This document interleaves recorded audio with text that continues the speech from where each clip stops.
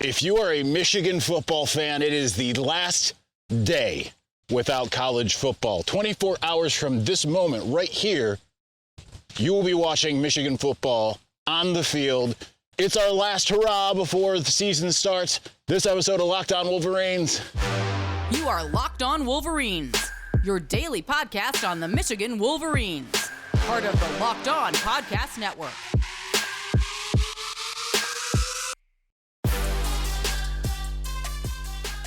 Happy Friday. We are back in doing it. Locked On Wolverines podcast, part of the Locked On Podcast Network, where it's your team every day. I'm your man on the ground, Isaiah Hole, publisher of Wolverines Wire through USA Today Sports Media Group. We're on different ground right now.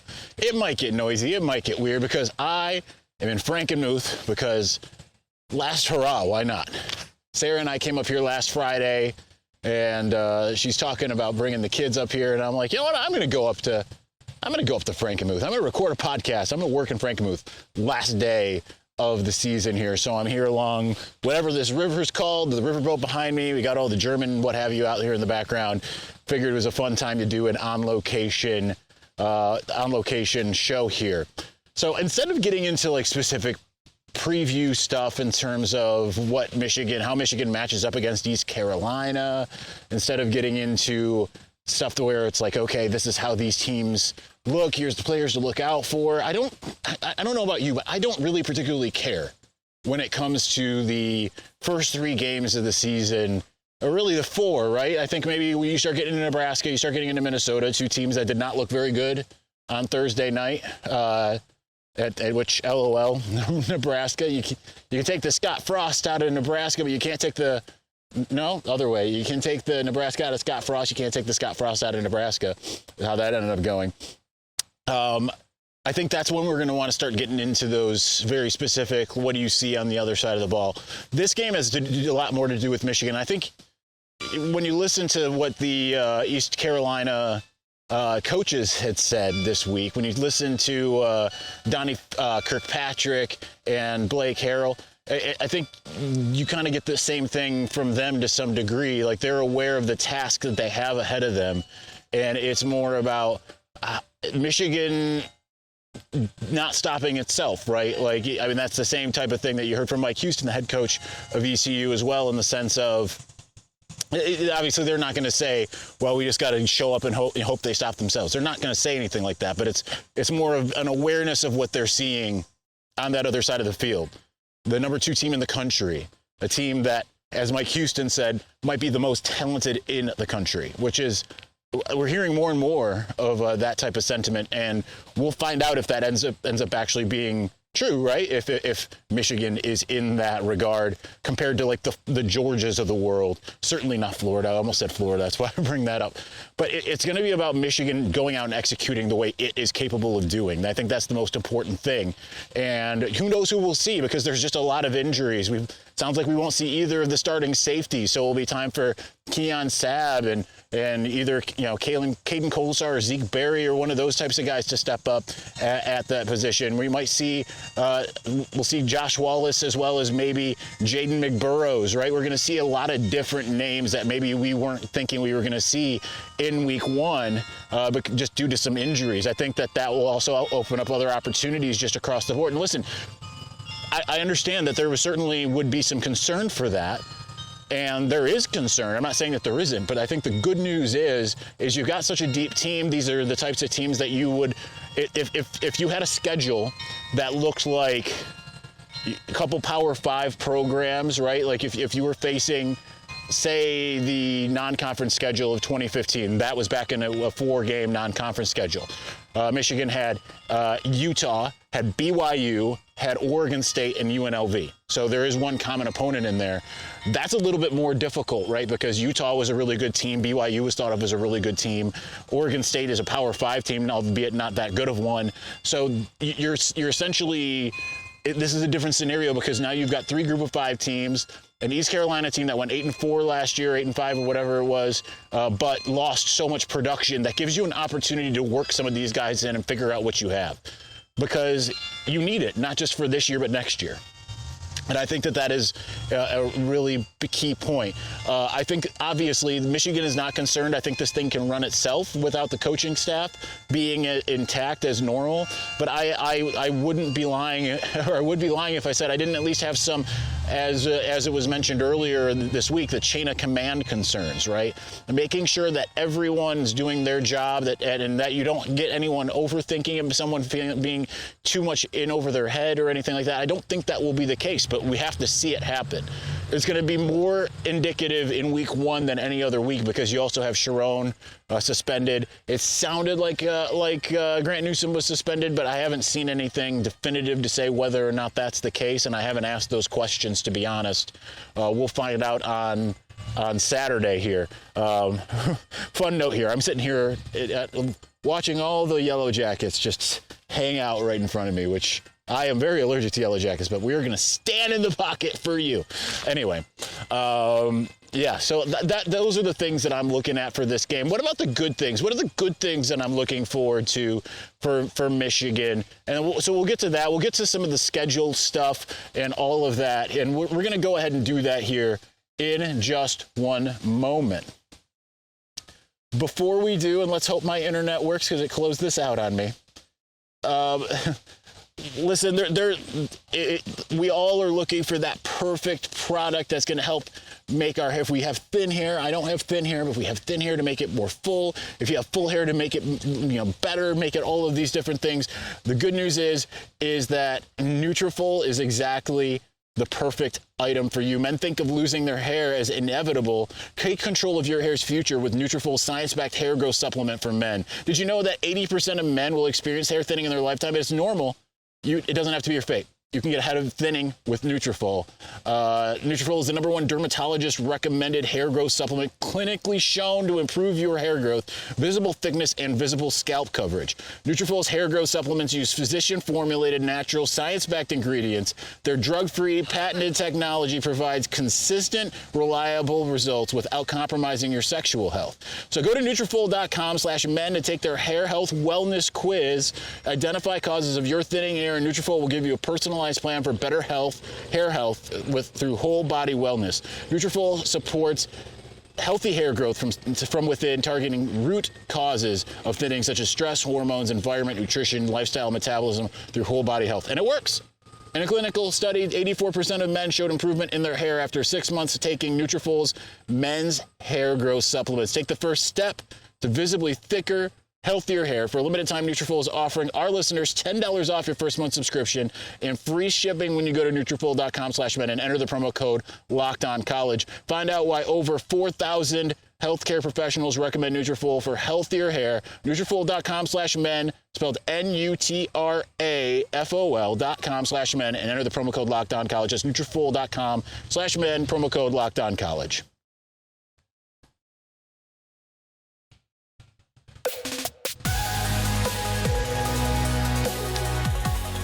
All right, we are here in beautiful, sunny Frankenmuth. It couldn't be a more perfect day, which is why I decided to get out of the house, out of the studio, or right now it's not really a studio, it's just a second bedroom. That's going to double as a studio until we build the outbuilding studio in my yard. I'll tell you what, I don't know about you. I was just overly delighted to see football back yesterday. I set up I hadn't opened up my fire pit yet. I have one of those little solo stoves. I put my little rocking chair back there. I brought out a table I bought for my uni pizza oven, and I put my spare TV on there, plugged in the Chromecast, and I watched 2 of those games, obviously Florida, Utah, and Nebraska at Minnesota. And my takeaway from those games are, be very happy with what you have in Ann Arbor, right? Because I didn't walk away from, I mean, obviously I sat there and saw, okay, there could be some issues here and there, but certainly the fear level for both Minnesota and Nebraska went down watching those games. I think that you looked at Ethan Kaliak-Manis played okay, right? But like, he made some big throws. I think that Jackson obviously is a stud receiver. He made several huge plays, and it was interesting to see some of the plays he made outside of that toe down, the game-tying touchdown. Obviously, they've got a really good field goal kicker. Brevin Spann-Ford is really good. They've got a couple guys. Defense looked decent. for the most part.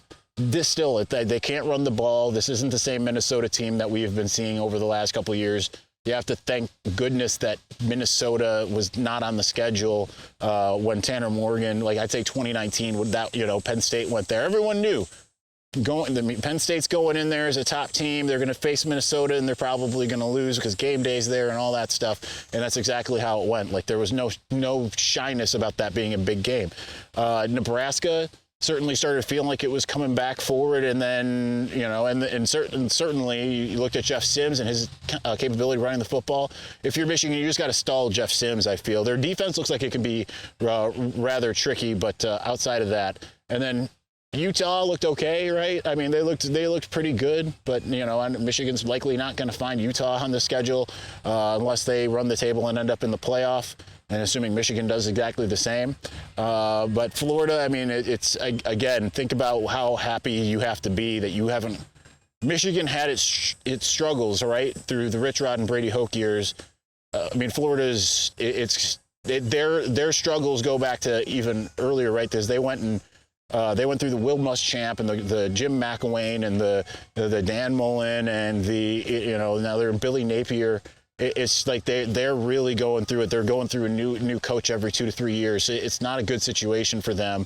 Michigan found its way out of that before it could have gotten too far deep. So I think that's encouraging, right? That Jim Harbaugh ended up being the guy, right? Because remember, he was brought in the same year that Jim McElwain took over, and they're on their third coach now since then.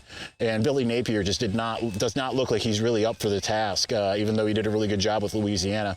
So that speaks a lot to the stability that Michigan has with Jim Harbaugh right now, assuming that he sticks around, because ESPN's out there saying he's going to go to the Cleveland Browns, because why wouldn't he want to go to a place like Ohio that just loves him so, right? He wants to be reunited. We're past that part of like, well, he's been to this place once. He wants to be reunited with Donovan Peoples-Jones, his favorite player of all time. Oh, it's tiring.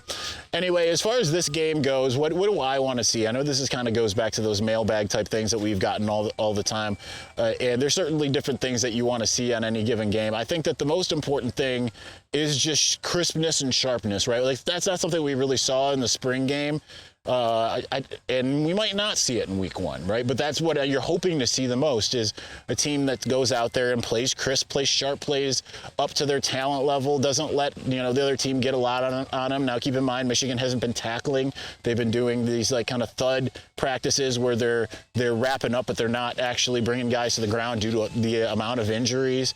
So you want to see, those two things really. I just mentioned the injury portion. You want to see crispness. You want to see the tackling. You want to see the health intact. You don't want to end up losing a guy like you did Ronnie Bell 2 years ago for the season, already good length of time. Sure, Michigan can kind of get around some of these things with the amount of depth, but really I think just staying injury-free, going out there and having a crisp showing to show, hey, we should be the number 2 team in the country, if not number 1, right?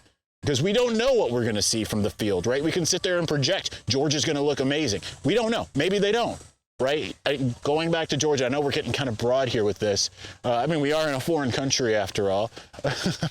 It's Georgia. We act like Georgia's. It's okay. They're going to do it because they've done it now the last 2 years. Keeping in mind, Georgia's had exactly the type of talent it has now, and couldn't win until it had the talent it had the last 2 years. Now, some of that talent's still back.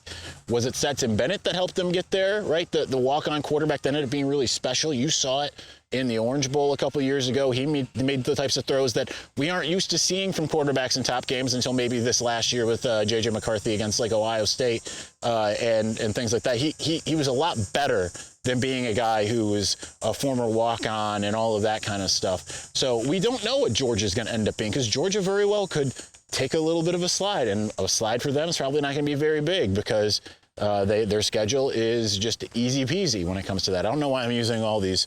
I'm using Sarah-style folksy terms here. So anyway, so I think those are the most important things that you want to get out of this game. And part of it is, I want to see those big runs from Blake and Donovan. Not because I don't think that they can't do it, but something that happens to me in the offseason is like, oh man, I just don't know how they're going to do it, right? I don't know how those guys they were really good last year and now they're just going to fall off a cliff. Maybe it's just being scarred from those Rich Rod, Brady Hoke years. Maybe it's being scarred from certain expectations, and maybe it's being scarred from having a guy like, 2011, the season opener against Western Michigan. You had Brandon Herron go out and have this amazing first game, and then you never heard of him again, right? So I want to see guys that have that capability to leave their mark, to say we are here, we are going to do what everyone expects us to do. I think that's the next point, right? So it's going out there and the bigger players going out there and playing big games. We might not even see him a whole game, right? Who knows how Jesse Minter is going to want to treat this as far as the personnel? Does he want to go out there and show, like, look, I am head coach worthy. I can go out and blow out these teams. These are the types of things that I'm going to do as your head coach. Is he going to get out to like a 24-point lead and, if it's 24-0, 27-3, something like that, and say, all right, all of the starters, you go sit down. You had a day. We don't know.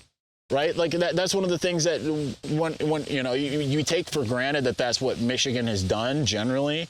Even Lloyd Carr blowouts were usually 35-10, right? They weren't these 60-7 type games. And every now and again you get that in Jim Harbaugh. Every now and again you get the starter staying in late. But if you go and you watch Ohio State over the years, you'll note that you'll see their starting quarterback deep into the game, right? They're piling on. They're trying to score every which way. That's what they do. So that's not generally what Michigan ends up doing. Now, Michigan does score in bunches. That's one of the things that Mike Houston said in his press conference is, you might be tied 10-10 at halftime, and when you turn around and it's 31-10.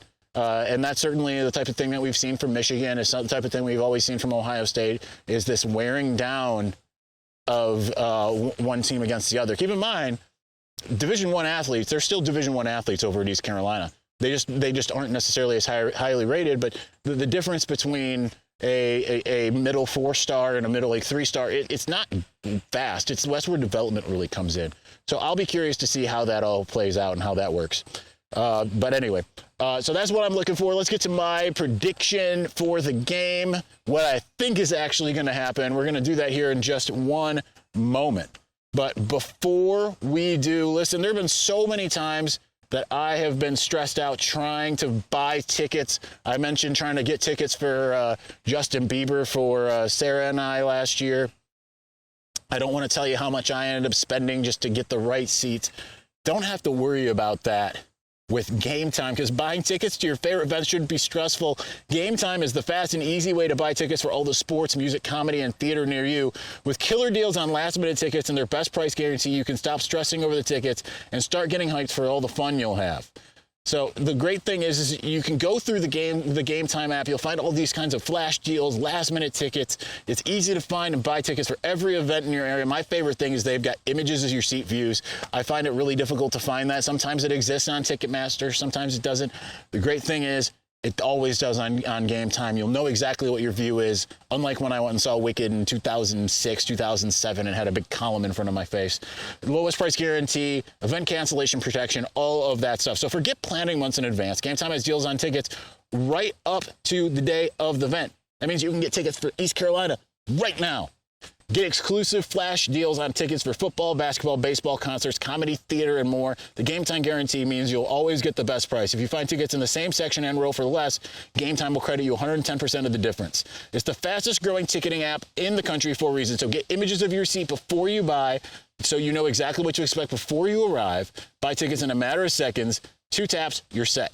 Tickets are sent directly to your phone, so you'll never have to dig through your email. So snag the tickets without the stress with Gametime. Download the Gametime app, create an account, use the code LOCKEDONCollege for $20 off of your first purchase. Terms apply. Again, create an account and redeem code LOCKEDONCollege for $20 off. Download Gametime today. Last minute tickets, lowest price, guaranteed.